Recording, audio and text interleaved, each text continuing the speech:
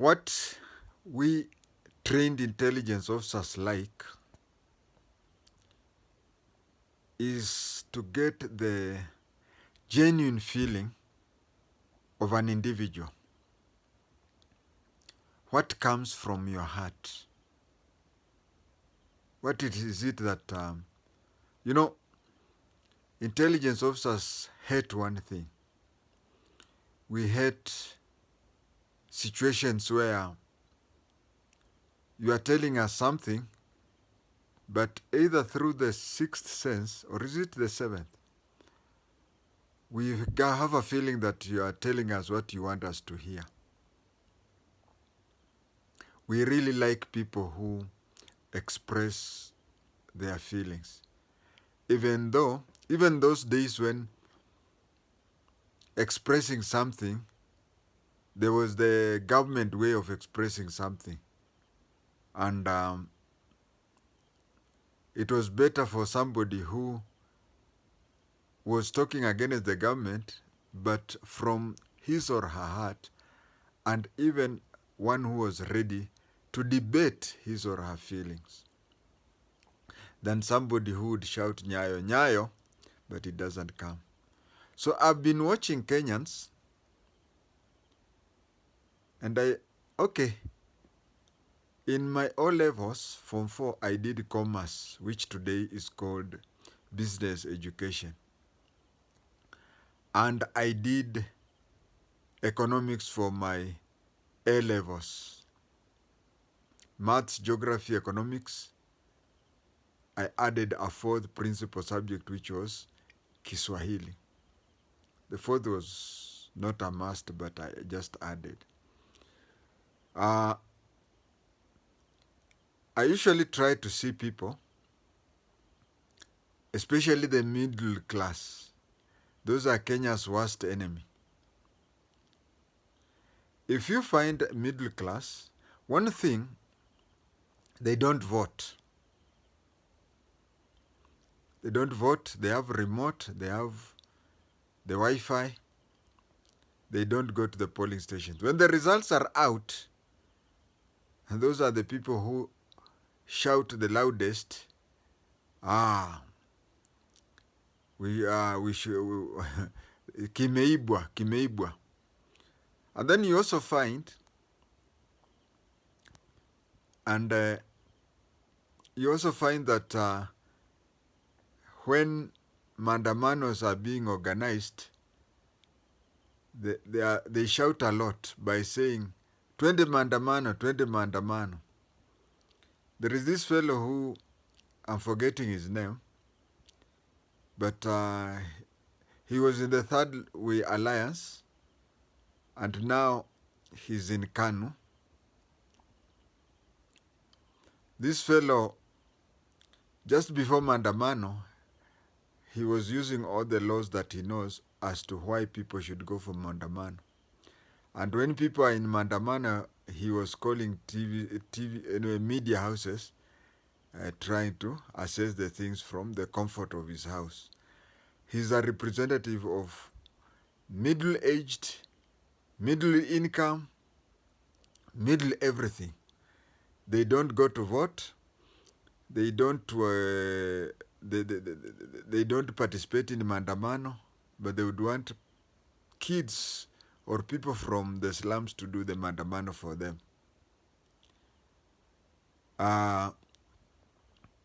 And they are capable of knowing everything, but selectively. Actually, the word propaganda is, you see, if you take the whole alphabet and choose certain wordings, if you take the whole alphabet, you can choose, let's say, James, and another person can go into the alphabet and choose Peter, another one Sammy.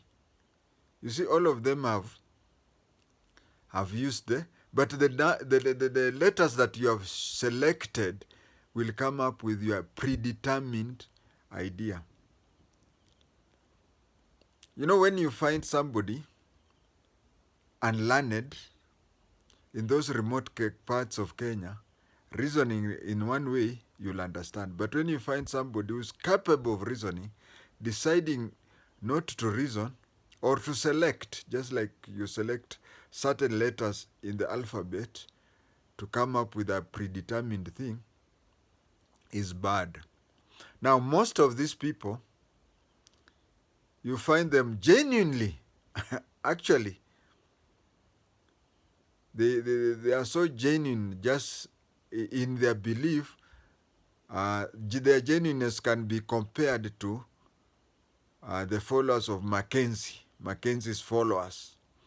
Their genuineness is comparable to, because you find somebody very educated and following such stupid doctrines like Mackenzie.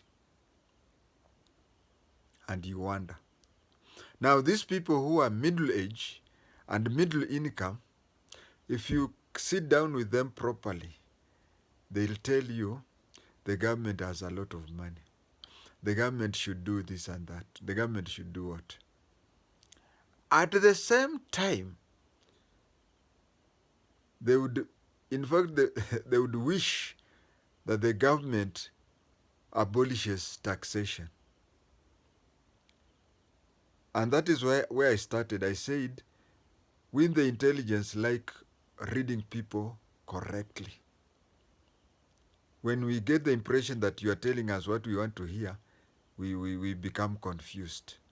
And you find somebody saying that the tarmac should be placed everywhere, streetlights everywhere, and everything and every time. And then, with a straight face, the very same person in the second sentence will tell you that taxation should be so much reduced that the highest paying taxed person should be paying at maximum 60 shillings per month. Now let me start this way. Each government, for the government to build, to do anything, construct roads, construct schools, hospitals, and so on, and employ civil servants, they have to have money. They have to have money. And depending on the amount of money, I want to tell somebody here, I want to tell, especially the young people, when I completed my Form 4 in 1979 and my Form 6 in 1981, jobs were guaranteed. Why? Because we were not just paying taxes, but some of the money, a good amount of the money was being brought in from the Western country, so that we do not be tempted to join the Soviet Union or China or Eastern countries. So you find that, we had our taxes, but then there's a way we were being bribed by Western countries, whereby they would inject money into our budgets so that we are not tempted to cross over. But nowadays you can even graduate and you're told education and employment it should not be tied up. That is the difference. But again, when we come back to government's money, we have three ways. We have ways that other countries do finance us, as I've just said. I do believe, although I have no proof, that a large amount of the Israelites' budget comes from countries like USA, or I also tend to believe that all Jews worldwide, they have allegiance to the Israel government or nation. So I have a belief that Jews, especially those out of the country, they do finance the Israelite government. The kind of weaponry, the kind of up to nuclear and whatever, it cannot be done by a country who at one time, the border from the east to the west at the slimmest place was, is it 15 or 20 kilometers from Jordan to the Mediterranean Sea. So all in all, government runs through funds. How are they gotten funds from outside? Like other countries, we have said we have countries which want to uh, Israel getting from America, Israel getting from Jews, and us during the Cold War getting money from Western countries, so that we are not tempted to cross over to the Eastern. That is one source of getting funds. The second source of us getting funds is if the country has natural resources. I'll come to that. If the country has natural resources. And last, but which most countries do, is through taxation. Now, when it comes to taxation, remember our budgets, and you find some people with a straight face telling you that it is not a must for us to pay all the debts. We can still push that. And you see, if you're pushing the debt, you can go to those people. And I can tell you, other countries are like Shylocks.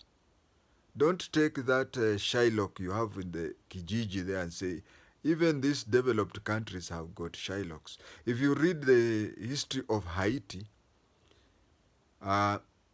France had to have Haiti pay them for supposedly freeing their slaves.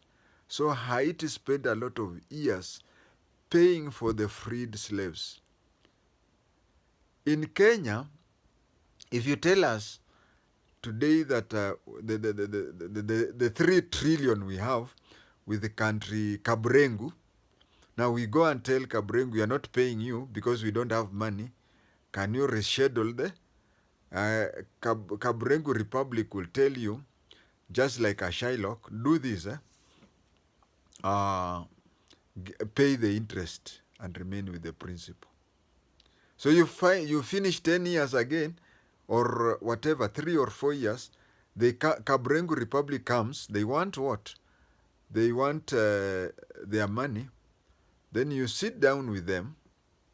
And say, okay, we don't have money. They say, okay, pay the interest that has been there, but the principal. So if you have 3 trillion, you are supposed to be retaining that 3 trillion to your children and your grandchildren. I think the idea of trying to clear up the debt and reduce, say, from 3 trillion to 2.5 trillion or even 2 trillion is good, so that we continue until one time we have nothing. So a lot of our money goes to paying foreign debts. Yes, somebody has said we should also do a forensic study to see how the money was gotten, because some money enters, it is brought by the plane, and when it reaches JKIA, it is offloaded and placed on another plane that goes to foreign personal bank accounts. That money, then it has to do all that thing. So you're telling us that you want the government to construct, to do so much, and you want the government to reduce taxation. It's bad. Another thing that I was about to forget is the way we are brought up. We have always believed that the government has some money there. I was talking to somebody who is a Form 4, and I was telling him what I've just said. And I said, you see, the government has limited money. And he looked at me into the face and said, the government should print more money. The last time anybody did that, that was Idi Amin. No, after Idi Amin, I think Zimbabwe has also done that.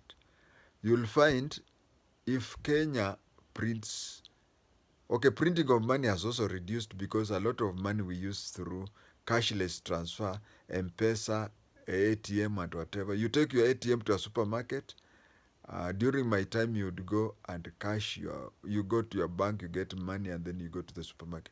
Nowadays, you have money, 100,000 in your, somebody sends you 100,000. During our time, you had to go with a handbag to carry the money. But nowadays, somebody just sends it into your account. You get that money.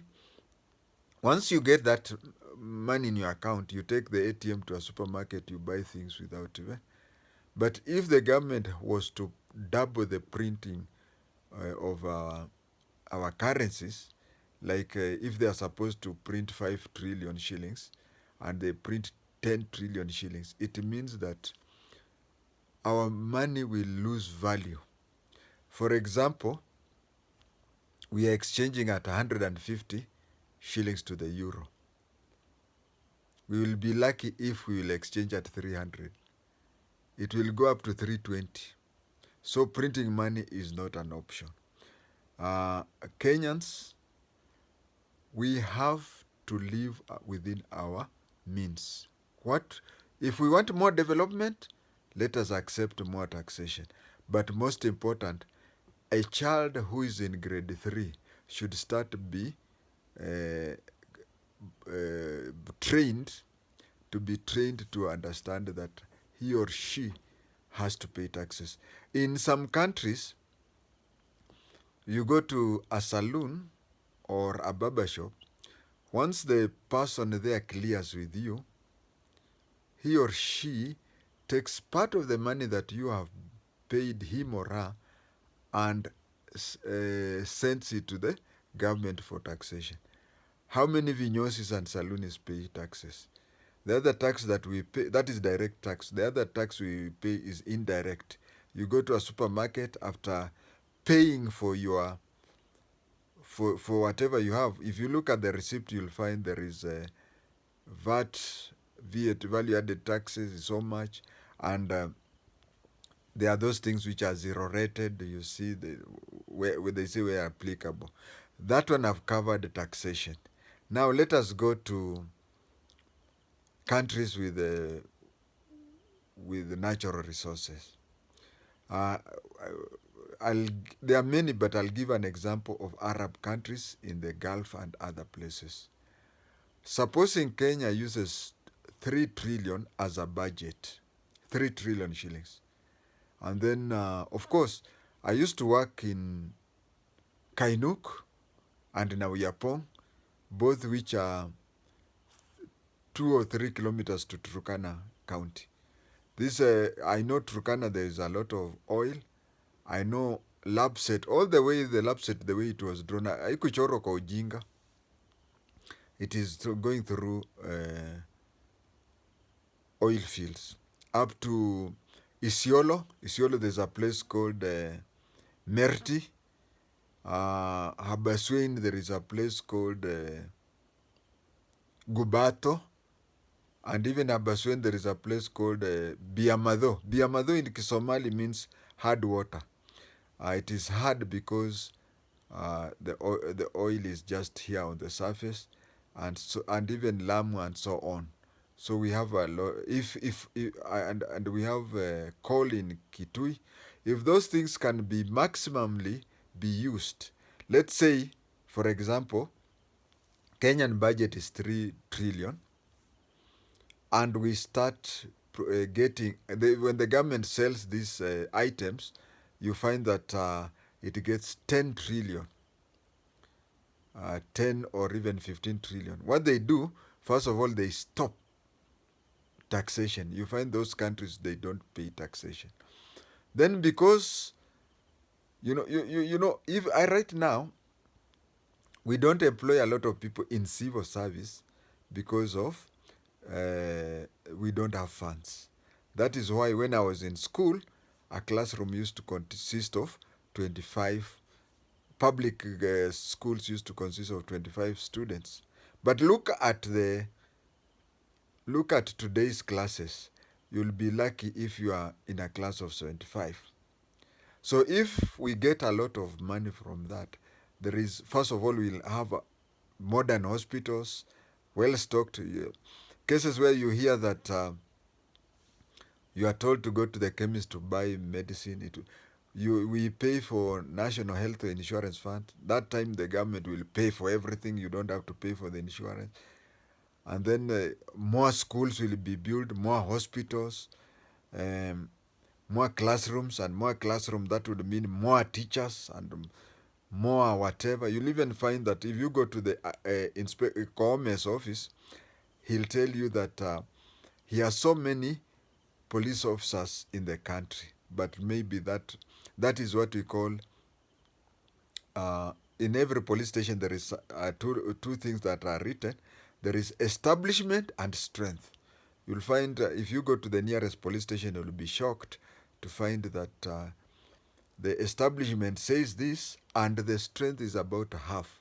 So it will make a lot of people be employed to add up to the number that is required. But then you'll find that some countries, these Gulf states, even after employing so many people, still the government will have money. So instead of you paying taxes to the government, you find that citizens of that country, they are given money every day. To finish off, I want to tell you why we sent domestic workers to the Gulf. Domestic workers and drivers and watchmen and so on. It is, let me give an example of a Kenyan scenario. Let's say, good luck, we wake up and find all those oils are there. You'll find that every citizen is paid, let's say, 100,000. For you just to be a citizen of that country, you are paid 100,000 shillings. And then for you to be a teacher, for you to be a nurse, for you to be a watchman, for you to be a truck driver, for you to work in the hotel, you are paid, let's say, 50,000 for you to be an OCS. So someone sees, I stay in the house free doing nothing and I'm paid 100 shillings, 100,000.